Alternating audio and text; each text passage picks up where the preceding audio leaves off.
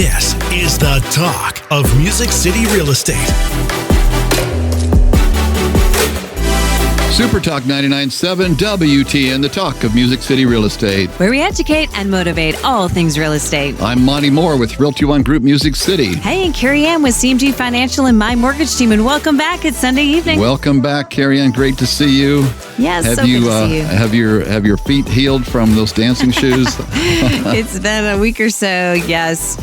Yes, it was so fun. It was so fun. You know, they've been calling and emailing, getting all excited about me joining their... Yeah, have you signed up? No. Well, you know, I wish... That was a lot of fun, and I'm just so grateful for the opportunity. But helping families gain home ownership is really where my heart is. So, you know, my dance partner or instructor, however you want to call it, you know, she now works in our office. Yeah, she does. She does. Actually, she was one that really encouraged me, just like you, to join it. So, it was a challenge. I love a good challenge. I think that's why I love my job, because every day is a challenge, and every transaction and every story. And one of my big passions is helping folks that have been told no from somebody else and seeing if there's a way that I can turn that no into a yes. And so taking that challenge, to the next level is so key. And so last week we talked with Jason Hoover with the Hoover team, with your organization. Great guy. Awesome guy. So grateful for him. So good. And, he reminded me about, the level of excellence and in giving your all. And if you're going to do it right, and I love that. And so it reminded me about my dance routine, because I was like, you know what, I signed up for this, right? So I definitely have to give my all and do it right, and so I hopefully made everybody and my dance instructor and the choreographer proud. Because initially, I think he was really concerned and worried. And I was like, no, I'm a fourth quarter gal. Let me tell you, this is how this is going to work. I'm going to just work with me. I'm dealing with loans in my brain here for a minute for 5 weeks. But hey, in the last 2 weeks, I'll figure this out. So, and that really worked. But well, you were like a butterfly out there. I just wanted to wave my arms. I was a princess. I mean, a princess. I don't mean a butterfly. I mean Get it right. But we're in the month of November. I cannot believe it. I know it. Oh, Crazy. Thanksgiving is coming up. Guess what? Crazy. I am cooking turkey this year. You're kidding. You mean ordering in turkey? I am really going to try to. You're going to put a turkey in the oven. Yeah, I am. One that's not already cooked. Correct. And I'm going to try to not burn it. I'm going to try to make sure it's actually cooked. And I'm going to try to make some fixins or side items and things. Yeah. So my mom's going to be coming in town. My sister. Cow, that's a lot of pressure. It is. Holy cow. Well, I was actually thinking she could stay at my house instead of my sister's house, so she could actually cook. But I'll give it a good old try. So I can't believe it's coming up, but it's the month of November, and we're so grateful and so thankful. And there's so many things that I've learned throughout this year, and I am so just reminded how blessed we are to be in the industry we're in, and so grateful for the opportunity to help so many, and definitely, make a difference every day. That was one of my big goals, is approach every day and just find a way to make a difference in someone's life each and every day. And if I can do that, maybe that'll multiply, and I'm able to really make a huge impact in my business. And I've been very fortunate with that opportunity. So I'd love to talk more about that today, about opportunities and business and how we got from where we were and where we are today. So let's talk about a little bit about that. I mean, Jim? Yes, sir. You want to... Jim McCarthy's in the studio. Jim McCarthy. You want me to kind of walk you down this path? So the other day, you had a training, Monty, and your trainings are always very captivating. And you actually went down a very interesting path that I'd never heard before. Now, you and I have been friends for probably since...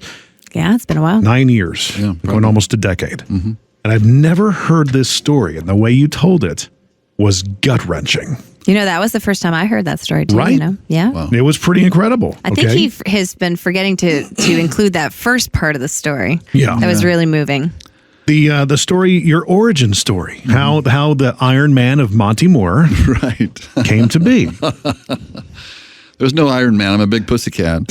But I did, it was an interesting start, and I don't talk about it a lot. It was interesting after the class the other day, how many agents came up to me and said, wow, I feel encouraged. And that's the sole reason why I shared it was, this is not an easy occupation. Right. Carey Ann, yours is not an easy occupation. And I think sometimes we, as human beings, sometimes get caught maybe thinking that we're the only ones dealing with that situation or those circumstances or that particular pain at the moment or whatever. And I have a sincere belief that, we go through some of the things we go through, not to be islands to ourselves, but to, life is going to bring somebody in our path that may be looking at this bridge of determination. Can I make it across that bridge or not? Because it looks pretty scary down below. And then you're maybe on the other side of that bridge to take their hand saying, hey, I've been across here before. Right. It's okay. I'll help you across. I understand what you're dealing with. And so that's why I shared what I did, because as you know, the biggest challenge in our industry is the challenge that rages between our ears sometimes, of wanting to give up and not pursue what our goals or our ambitions really might truly be. And so we sometimes will lose that battle there, and I think that's where the greatest battle is. I always share with people, it's not about the interest rate, it's not about the government, it's not about market, it's not about all these things. It's really about the battle between your ears that you've got to win. So I know that we both come from some painful backgrounds that have helped us become who we are, and that's what we have to embrace about the whole thing. So. Real, I'll share a little bit of this. I don't want to, go too far down that. I want Niagara Falls, man. That's what I'm going for. But that's what happened the other day when I started going down there, man. I did touch, it's amazing when you don't touch something for a long time. Right, and bring it back up. Vocally. Yeah. And share it in a vulnerable situation. I was standing before 38 agents and a Realty One group had asked me to share a little bit of the story. So because they wanted to, put it on their blog, on their company blog, and she and the local leader had asked me to do that. So that's why I sat down and started writing this out and saying, "Holy cow, this is something I hadn't thought about for a long time." Once you vocalize it, though, it becomes real again. Yeah, well, that's where I started tapping into that pain, and that's why the tears started coming the other day, because I started tapping into a very, very painful time in my life. I mean, I know what it's like. Not that this is some point of accomplishment, but when I see some of the agents struggling with, the financial part of real estate and living on a 100% commission situation, or I see them struggle with, they thought they had a deal pending and the deal died, and now what are they going to do? And I see agents really questioning themselves. Did I really get in? Should I have gotten into this business, or should I go back to the old job where it had some security attached to it? And what I shared the other day, just briefly, is they asked, tell your story. So my story started with I was a laid off factory worker in the Midwest, in the Peoria, Illinois area. Had been laid off for a while, and the area was pretty depressed. I was working as a heating and air conditioning, I called it grunt, because I was grunting around down in basements and an attic. So when you're 6'6", an attic is not your friend. Right. Or one of these 1900s old farmhouses that you're banging my head on, or in the basement trying to install an old furnace or whatever. And during the evenings, I was selling tires at Sears, and the weekends I was cutting firewood, and I didn't have any buddy who had any wood that I could harvest, so I was walking down ravines and cutting a 6-foot log, putting it on my shoulder and carrying it back up, then cutting it up and then splitting it by hand and selling that pickup load of firewood for $35. But I had 3 kids. I had a 1-year-old, a 3-year-old, and a 5-year-old when I got a phone call from a buddy of mine who I'd worked at CAT with, and who had gotten to Bible school when he got laid off, and a couple years later decided to go down to the Cocoa Beach area in Florida, and where his new wife was from, and started church. And so he had his father-in-law, who owned a real estate franchise, call me and try to talk me into getting into real estate because he'd heard I was working 80 hours a week. And he said, makes sense. He said, easy transition. Perfect. Yeah, he said, if you're going to work those kind of hours, you might as well get into real estate. It makes sense to me. And so I said, well, this is how much I, thought about that. I said, well, how much money could I make? Right. That would seem like a pretty natural question. And he said, I'll bet you can make $30,000 a year. Done. Sign me up. I mean, that was twice what I was making working those three. With 3 kids, Wow. right? With 3 kids. So I still have a hard time believing today that we actually made that step, but I'll never forget. I think what bothered me the other day when I was sharing it to start with was, the U-Haul was loaded. There was no guarantees. Right. And I'm heading out of Morton, Illinois to head to Cape Canaveral, Cocoa Beach area in Florida, knowing nothing about the area, knowing nothing about the business, and knowing nothing about, who I'm going to sell to, how I'm going to do it, or anything else. And I stopped the truck. I grabbed the sign that I had put on the side of the house, and I went to the front middle of that yard, and I planted this sign that said, "For sale by owner," because I wasn't going to pay some darn realtor to sell my house. Did you hear that? Darn realtors. I wasn't going to pay some darn realtor to do something I could do. So it's kind of an ironic start, of a real estate career when I didn't want to pay one of those people. Isn't that funny? Yeah. Talk about, full circle. Yeah. But so Good story nonetheless. Well, it goes a lot farther than that because it was tough. I mean, that first year, I sold some things, but not a whole lot of real estate. I sold one of the cars. I sold the TV. Sold a lot of things out of the garage. But I think we should continue this in the next break or after the break. Yes, let's continue this story. There's a lot You sure of you good want to hear things. this? Absolutely. Yes. Maybe I'll share mine as well. Oh, we want to hear that. You've been listening to The Talk of Music City Real Estate.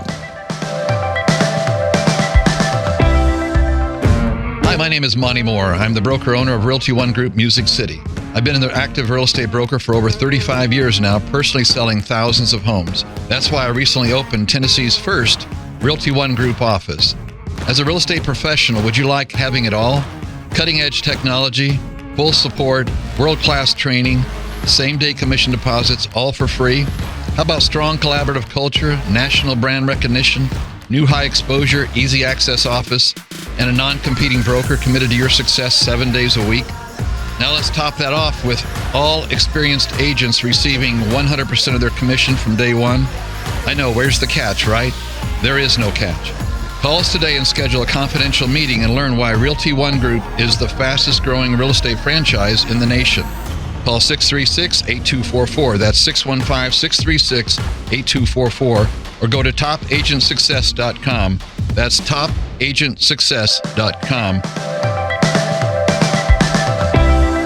Super Talk 99.7 WTN, the talk of Music City Real Estate. Where we educate and motivate all things real estate. Monty Mohr with Realty One Group Music City. Carey Ann with CMG Financial and My Mortgage Team, and we're back. We're talking with Monty here. Holy cow, look out. He's telling his story. So there you are. There you are. There you are. You're in your car. I'm in my car. You just slammed a for sale sign in the front yard of your home in Illinois. And The A U-Haul for truck. sale by owner sign, no For sale less. by owner sign, yeah. Because I'm not going to. I'm not going to work with one gonna of those real estate agents. Dastardly real estate agents knew. How did that work out for you? the irony of How that. did that work out for you? The irony of that, huh? I mean, you'd think I'd be a little more in tune with my industry at that point, since I was burning all bridges and heading that way, Okay, we can spin it as you wanted to get a little on-the-job training. Maybe Let's that's just what it say was, that. but maybe I was just stupid, okay? So, We all learned our lessons. oh, my goodness. Well, it wasn't long, obviously, that we were really tempted to head back to Illinois, but so I never forget, we were there for probably, 6 months or a year, something like that. I don't think I'd sold more than 1 or 2 homes at the time. We'd used up pretty much all the money that was in the equity of that house that did finally sell. And I'm on my way to the office and trying to remain positive, and and I hear the rumble of the shuttle taking off because I lived on the north end of Merritt Island, which is right next to Cape Canaveral. And I pulled my car over to watch the shuttle because it was always such an amazing sight. If you've ever seen one before. And I remember thinking to myself, man, I don't remember the last one doing that. And it kind of went into a wishbone shape, and it's like, and so I continued on to the office, and I get there and everybody's bawling. I mean, it was so sad, I remember that day. Oh my me goodness, too. that was a sad day. I was in art class. I was in fifth grade. I won't tell you the year. Yeah, 1986. Yeah. You were in fifth grade? I was. You're trying to make not me the sound year, old. as in the Yeah. grade that I was in. Yeah, but I was in art class Art class. making a duck. I still I don't have remember it. what I was sewing a duck. I remember them rolling the giant TV on the cart in to the classroom so we could all stop what we were doing Yeah. and watch. Man, it was such a sad day around there because the whole economy depended on that, So I was Sure. told by all those that I did know at that point, you might as well head back to Illinois because you're not going to sell any real estate here. They're going to roll up the sidewalks. And I said, I've got by then a 3-year-old, a 5-year-old, and a 7-year-old. Are still needing to eat. So I've got to sell some real estate. And because I hadn't found a high demand of laid off power truck drivers. That's what I had done in CAT I was driving a forklift. And it's as crazy as it sounds now. I stayed up late one night and was watching this real estate show where he was talking about how to get rich in real estate. Was it Don Lepre? It might have been. Yeah, tiny little classified ad guy. Did you pay $199? I think I bought a lot of those remember him. programs back in the day. And it came in cassettes. Yeah. Like it came in the book with the Oh, cassettes yeah. I was in and a everything. 1-bedroom apartment placing tiny little classified ads. That was his pitch every time. Really? Yeah. Yeah. Well, I didn't have any money to buy those that class, but here's what it did. It made me think because he was talking about this thing called co-ownership, where you got a investor to put the downstroke on the property. You found a tenant who wanted to live in the property. You co-owned it, and everybody Right. lived happily ever after. So the next day, I got this piece of cardboard, by 2 by 3 or whatever, and I wrote in great big letters on it, rent to own. And I stuck it in front of the one listing that my office had, and it was unbelievable. It was like a miracle happened. All of a sudden, the phone starts ringing, and it starts ringing, and it starts ringing. People wanting to do this rent to own. That was before everything in the world you could rent to own. Okay, Yeah. You can rent everything now. You obviously. invented the industry. I think I did. Yeah. But the point is, out of that need came an idea, because I didn't give up. And that was the whole moral of the story the other day was, look, guys, I understand that it's a challenge. I understand that you're struggling maybe sometimes. I understand the roller coaster ride of the industry, but you got to win the battle between your ears. You got to. If you don't win the battle between your ears, you're going to be just another statistic that fell out of the business, And I don't know of a better industry than to be in real estate as far as a satisfying career.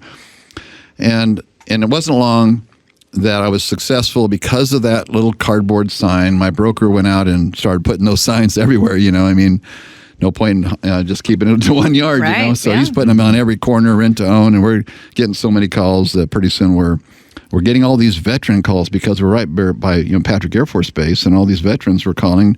I mean, that was the goal, is to find out who's a veteran that's calling, so we don't have to hook them up with an investor so they can buy with 100% down. And I'll never forget, one of the first calls I got was the lady she said, look, I've been turned down by 2 other realtors already. They wouldn't help me, and said I don't have any money to buy a house. And I said, well, are either you or your husband a veteran? She goes, well, both of us are. And I said, well, let's go buy you a house then.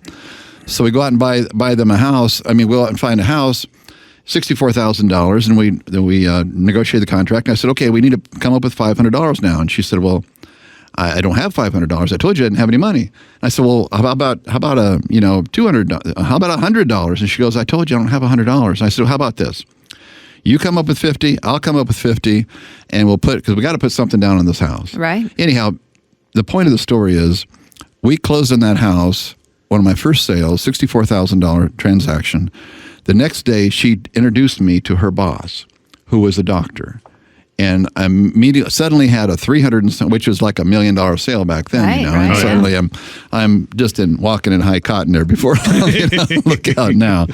But anyhow, that's kind of how I got started in the industry. And it wasn't long, probably 2 years later, I was starting to win some awards. And next thing, somebody's saying, I bet you can make a 6-figure income.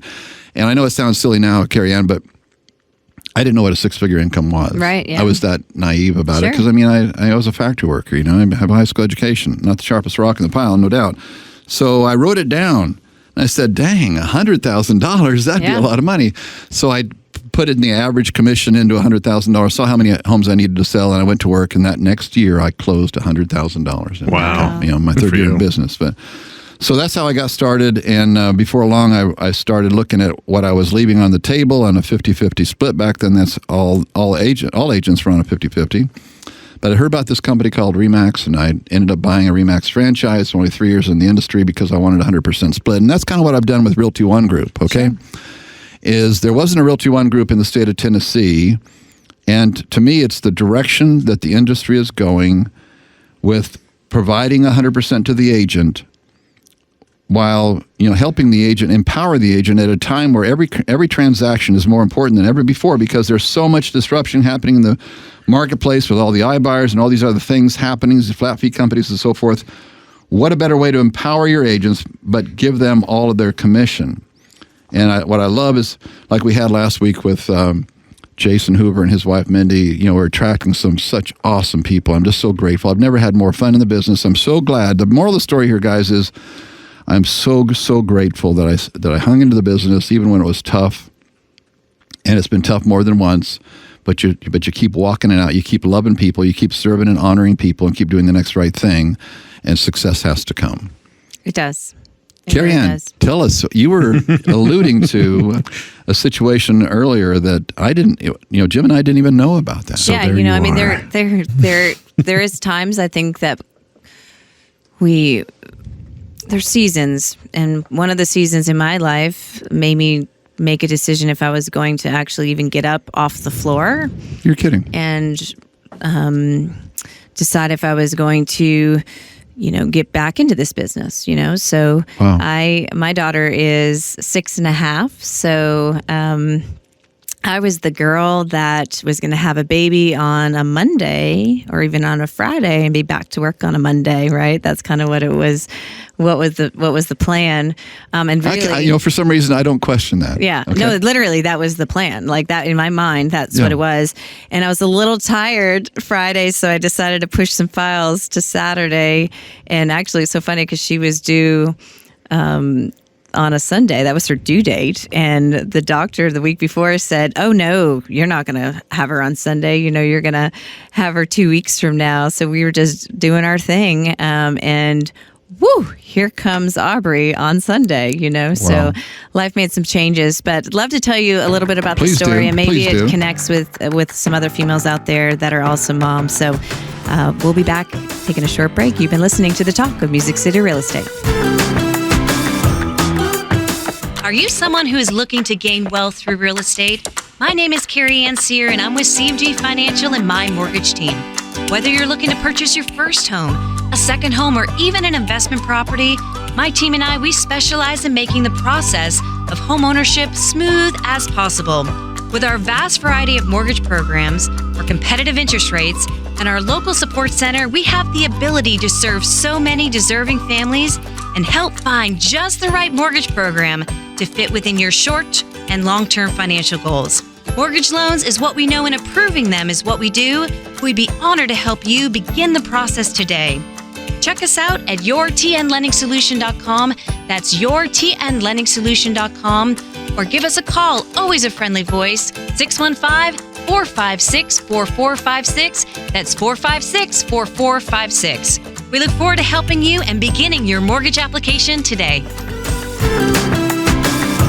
Super Talk 99.7 WTN, the talk of Music City Real Estate. Where we educate and motivate all things real estate. Monty Mohr here with Realty One Group Music City. Hey, and Carey Ann with CMG Financial and my mortgage team. Carey Ann, thank you for being willing to share some things. I honestly believe that, it makes such a difference if people can connect with other people that have gone through some challenging times, that it can actually, be that bridge or that rest stop, or however you want to, that influence, that encouragement, just to know, especially somebody like you. You're Miss Positive all the time. You're on top of the world. You're the number one mortgage person in the state, one of the top in the country. And I mean, everybody thinks that you just own it all the time, and but like apparently you didn't always. Yeah, we're all human, So, so this mom's gonna, give birth. My expectations on a Friday, come back on a Monday, and here comes Sunday. Now, keep in mind, the doctor told us we weren't having a kid for another 2 weeks. So my husband was on the pro fishing team, bass fishing team. So he went to a tournament. Thank goodness it was in Alabama. And I was like, hey, so think something's happening here. We might be having a kid today.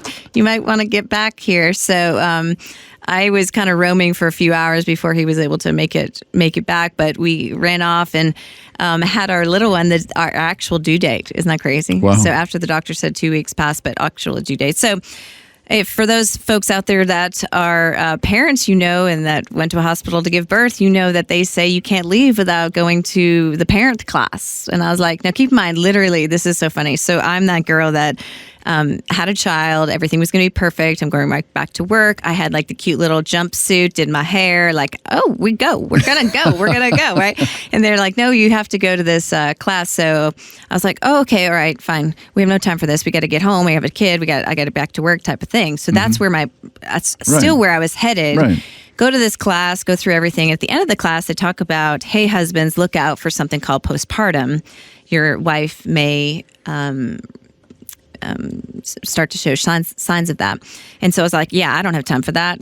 No, we don't have time for that. Hey, are we ready? Can we sign the paper? Let's go. Right. So literally a week and a half later, 2 weeks later, here comes signs of what I would never imagine to be the scariest thing of my life. Like an alien literally took over my body. And for someone who never cries, who's a deep personality, who's straightforward, is now crying on the floor. My husband's like, what am I supposed to do with that? We've got a kid, what are we supposed to do? So it was a very, very difficult time. And so the couple days that I was expected to be off from work led to the normal time frame. Come back from work. And I'm a little passionate. Not only did I have postpartum and I'm still battling it, I'm a Yankee, right? So sometimes I'm a little more passionate than I need to be.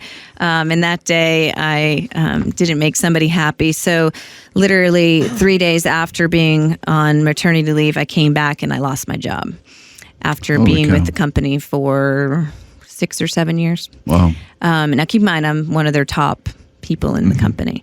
So I just had a child. My brain is not really physically with me because I'm still in La La Land, battling postpartum and really struggling with that. And have a newborn that would not latch, so I can't breastfeed. And you're supposed to be a perfect mother. You're supposed to breastfeed, and I can't do that. And I'm right? All these perfections that I thought I was supposed to be able to do, I couldn't. Like my body was just not allowing for that, which I think added to the issue, and it kept snowballing even more, which caused me to be a little bit more passionate, which caused me probably at the end to have one of the scariest and devastating times of my life occur, to a point where I realized there's not everybody in the world that you can trust. I had people that knew I was going to lose my job a week earlier. This mom that was just getting back to work, but their expectation was they were going to think that they were going to come in and take over my business and just leave me, high and dry. So I was working for a bank, which for those that knew many years ago, you didn't need a license if you work for a bank. I don't even know if you need a physical license today if you still work for a bank, like a mortgage license. I don't know. So I did some research and I'm like, what am I supposed to do? I lost my job once in 2008 for when the companies crashed, right? All of the mortgage companies went down, but to physically lose, that was the first time this perfectionist literally lost her job. Like, doesn't happen. Like my dad would have been, and I think he was, so devastated. And what was I supposed to do? So I had a new kid to feed. My husband was trying to make, the money that he could in the profession that he was, which wasn't bringing, the income in that we needed to maintain. We had 2 houses because I bought a house at the wrong time, and the world changed and things were crashing very fast. So I realized that I was at a turning point in my career, my life, right? I mean, right there, literally, I am on the floor crying. What do I do? Do I give up on a lot of things, right? Do I give up on the mortgage world? Am I supposed to be in the mortgage? You question everything. Oh, you know, absolutely. you question, am I even a good mom? I just lost my job. What am I? Am I a terrible role model? You know, all of those things start flowing through. And so I decided that all you can do is just put one step in front of the other every day. And one step led to actually me getting out of the house after so many weeks of not getting off the floor, and then led to taking, a walk around the neighborhood and breathing. This was, the early part of spring, breathing, the fresh air and trying to figure out, where my life can go from being so successful to be taken, not just slowly from the top down, just ripped down and not even being able to breathe before I did that. Right. So had a baby, lost my job, bam, bam, bam. So I decided that additional responsibility makes a huge weight on that whole scenario. Oh yeah, huge. Absolutely. And probably a big part of me being that perfectionist added a lot of that stress. So I decided, well, the next best thing is to figure out I should probably try to get another job, and the problem is in our world, it's commission based, it's referral based, right? And I had a team, and the company wanted to try to steal my team from me and pay them extra money and leave me hanging. And, so you start to question people and you start to question loyalties and all this stuff starts your mind. When you talk about your mind can do some crazy things, it can do some crazy things. And so I decided to work hard to get my license. Well, I'm great at what I do. But getting your mortgage license or maybe even your real estate license has nothing to do with what you do every day. No. You need to be book smart. Nothing. And I'm a gal who made it through. All my friends were top 10 in high school, and I was the girl just made it through. I was the singer, and I went to tutoring class, after school for reading and things. So I did the best I could, but I was like, well, how am I going to do this? So literally, I'm so stressed out. My entire career is based upon me getting this license because I can't go to another mortgage firm, like a mortgage company, unless I have this license. Right. So I remember the day I have a learning disability, if you want to know that. So I read, I can't comprehend very well. So what takes you a short time to read and comprehend, it takes me, 5 times the length of time. So I have to read it over and over and over and over again. So I crash course this test, right? And is this with both eyes working or? Yes, I started losing my eyesight during that, a little before that. It's worse now, but before that. But so I go and I'm going to take this test. Well, I screw up the hours. Okay, so I'm supposed to take 2 tests, the state test and the mortgage test. I screw up the hours. Okay, and I get down there. I had a babysitter because there's a lot of emotions going on in your relationships and marriages, and many can probably relate. So I'm trying to do it all, and I'm going to try to do it all, and your brain is saying crazy things. So I need to find a babysitter. I get this babysitter. I'm running down to the state of Tennessee, which is in an area I've never been in. So talk about added stress, right? You're driving down here and I get there and they're like, ma'am, I'm so sorry. You can't take this test today, that you've passed your time. I'm like, I don't know what you're talking about. Here's the time. And they're like, no, you screwed that up. And so I just start bawling. Oh, God. I just start bawling. I was like, you don't understand. I have a child in this career and I lost my job. I mean, it was just flowing. It just kept going and going and going. They said, you know what? This is what I'll do for you. You only have 45 minutes when you're supposed to have 2 hours. If you want to take this test in 45 minutes and gamble, that's up to you. And so I was like, I have to. I don't have another opportunity to not, because I need to decide to make a move in a forward direction. So took the test, passed it by 1 point. You know what? I still never won today, but I passed that test with 1 point. Yeah. I will take that 1 point. And I passed that test. And it was such a relief. But now what are you to do? Are people still remembering who I am? I had maternity leave. Right. I lost my job. Right. It's amazing how quickly people forget. People forget who you are, right? And I was just so blessed. And this is what we're talking about today, is just being so thankful and grateful. There was a handful of people that just really knew the core of who I was and really stood by me today. And I can remember them now. And I work with many of them. One lady right now is fighting stage 4 brain cancer. And I remember, and I'm getting teary-eyed because of her, because without her, I probably wouldn't be here today because she really remembered and knew that I was going to make it. And she was going to wait patiently for me to get back to figure it out. And she opened the doors for me like nobody else has ever. And to know that she's right now fighting for her life. But I will always be forever grateful for her to have opened so many doors for me during the hardest time of my life. So yeah, I get, and I start working with a job, and I quickly realize that that's not the place for me. And I do some research. And what I'd like to talk about when we come back after a short break here is about, do you have to lead or follow with the pack or just form your own pack, and so we'd love to talk more about that because there was a lot of mortgage companies I could have gone to, and I made it really difficult on myself, and I'm really blessed that I did. So you've been listening to The Talk of Music City Real Estate. Super Talk 99.7 WTN, The Talk of Music City Real Estate. Where we educate and motivate all things real estate. This is Monty Mohr with Realty One Group Music City. Hey, and Carey Ann with CMG Financial and my mortgage team.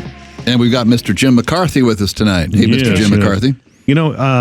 Talking about all this, one thing that really stands out to me, I had no idea. I mean, Monty and I had no idea that you went through this. No. Carey Ann. None. But it wasn't that long ago. Yes. That's the thing that really kind of stands out my to mind. me. Yeah. I'm talking about, 35 years ago. Right.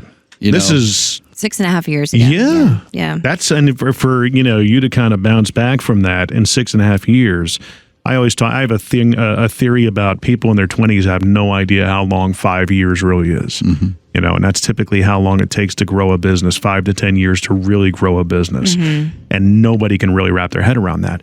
You did a lot in 6.5 years. Yeah, it's getting to that, back to that place where, what company is the right company for me. We talked about that in previous segments, finding one that aligns with your same beliefs. And so there's so many mortgage companies in town. It would be so much easier for the girl who just lost her job, who fought to get a license, to just go down the street. Yeah. It would be so much easier. And I actually did that and realized that that just wasn't the right fit for me. So I said, you know what? I think the best thing for me to do is, I've always been a gal to sell my reputation, not somebody else's, and try to jump on somebody else's coattails. If I'm going to do this, I'm going to do it right. And so I flew across the country. I knew a buddy out in San Diego that joined a firm, and he introduced me to them, and their belief system lined up exactly the same way that I was, which was I just need someone that understands loans. I can add the frill and the flair to it. I can bring the party when I'm feeling better at the time, I just need a company that understands mortgages and how to get them closed from point A to point B. And that was very client centric, really understood about the customer and put them in the forefront. And so that is why I decided to join forces with CMG Financial so many years ago, 6.5 years ago. And again, at the time, did I have that team that I had before? No, and it took a while. The previous company, they offered money and they offered so many promises, and I learned a lot that if you have a true connection with some people and they really truly trust you, and you've always been a woman of your word, that there's no reason to doubt you. They knew the fire in my belly from when our company was closed down so many years ago. Many companies were, and saw that I was able to take a zero and make it something big, and they were ready to take it on again. So I'm really proud to say that every single one of the people that worked at that previous company, they had to close that company down, and they all made a move over that first year or so. So what I would just tell people is, one step leads to 2, leads to 4, leads to 8, leads you out the door, leads you walking around the block, leads you to really remind yourself of why you even started what you started, and makes you look at your little one. And they deserve that we give them everything that we can. And I wanted to make sure I could give her something and make a difference for my family. And so in that last 6.5 years, went from working with no families to now averaging over 60 families a month. So that's incredible. That is incredible. Yeah, it can be done. I'm with you. I didn't realize it had happened that quickly. Yeah. And I didn't realize that you'd made the decision to create your own company or build up your own company here from that negative place. Mm-hmm. It wasn't like you were sitting back on a throne somewhere with millions of dollars and saying, "Oh, that looks like a good thing to do." Yeah. I don't think I received a paycheck for 90 days or so. Mm-hmm. Now I will we're in the month of thanking people and being so grateful. But my mom taught me a long time ago, 50-50. So you get to keep 50 and you have to save 50. And so she would take 50% of my babysitting money every time I would go babysitting. And not for herself, but she would keep it and save it. And so I did that with every one of my paychecks. So I was able and was prepared for no paycheck, but you never want to dig into your savings that you work so hard for because of something like this, but that is there for that rainy day. But, there is an opportunity for you to be successful if you want it. I had fire in my belly. I was ready to show somebody because there was text messages, we want to take her down. I saw all that stuff, right? There was a lot of negativity coming at me. That's hurtful. And it was, because if you've never gone through and have been with somebody going through postpartum, you just don't know. I literally walked into that meeting going, I have no time for that. Like, I don't even know what that means. Yeah, that's malarkey or whatever the word is, which that's not even a word, but, and so, malarkey, there it is, malarkey, I don't even know, Lord. So I realized quickly that it is something and it's so serious and there's so many females that struggle with it longer than I did, and so I have a new appreciation for women that have just given birth because there is a time there that you just don't know that an alien could possibly take over. And that's what it felt like. Like I was not walking in my own body. Like I couldn't breathe.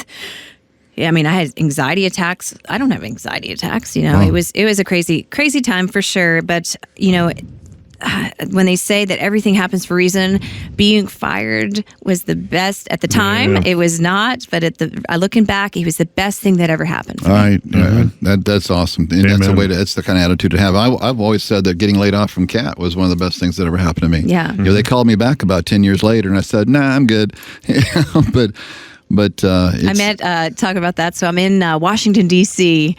At a mortgage bankers meeting. So this is with the bigwigs, right? In Washington D.C. And I bump into my previous boss at the previous company that let me go, and I'm the girl that is producing what she did. So I took something negative and turned it into a positive. And you stand a little taller when you're shaking that person's hand. It's so great to see you, Ken. And when they try to make that smile turn into a frown, you have, like you said, it's all about what's up here. You have the power to not let anybody change where you're going, what you want to do, and your beliefs in making a difference. So that extra layer of shielding has been built up for those types of moments. That was a delicious moment, I would imagine.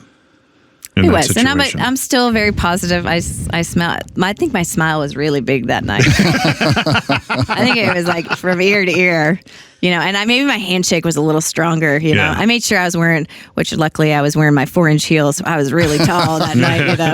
I was coming in strong. But it is to go from any level, whether you go from, the floor, just even to help 4 or 5 people or 20 people, just to make a difference. And if we are able to do that, it's huge. It's not about making the dollar anymore. It's about really making the difference. Honoring, loving people.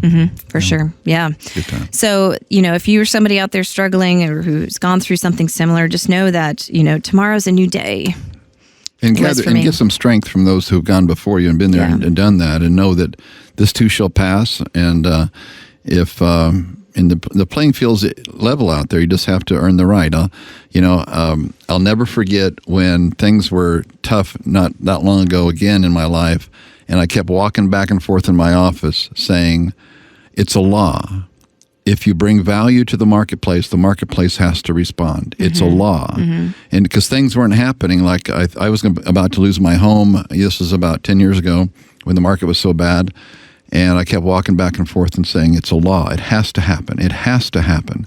We're loving people. We're serving people. We're honoring people. We're bringing value to the marketplace. The marketplace has no other choice but to respond in a positive way. Maybe not as quickly as we want, but it has to. It must. It's a law. And if you just walk forward and just look for opportunity, there's so much opportunity just all around us, and just be thankful for a new day and having that opportunity to, bless somebody else and make a difference for them with what we do, which is helping them gain home ownership. So. Different kind of show tonight. I know. Thank you, Jen. Got all It's emotional. your fault. You took us down a lane there, Jim. I appreciate you guys. You took us down a lane. Grateful for you. Yes. Well, in the month of giving thanks, we are thankful for you. Happy Thanksgiving, everyone.